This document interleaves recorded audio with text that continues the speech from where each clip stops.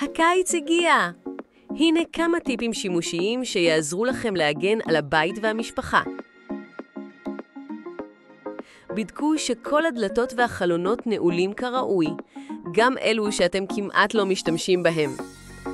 אל תשאירו מפתח רזרבי מתחת להציץ או לשטיח. אל תהפכו את זה לקל עבור פורצים. הימנעו ממקומות המחבוא הידועים. חכו עם הפרסומים ברשתות החברתיות עד שתחזרו הביתה. לפרסם בזמן אמת אולי נשמע כיף, אבל זה מודיע לעולם שהבית ריק. בתים חשוכים וריקים מושכים פורצים. בית שנראה מאוכלס הוא בית שלרוב נשאר ללא הפרעה. בקשו משכן שאתם סומכים עליו לרוקן את תיבת הדואר שלכם. ערימה של דואר היא סימן ברור שאין אף אחד בבית. ההגנה הטובה ביותר?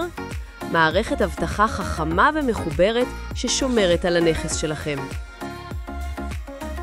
עם אפליקציית iRisco תוכלו לצפות בשידור חי מהנכס שלכם ולהישאר בשליטה מכל מקום.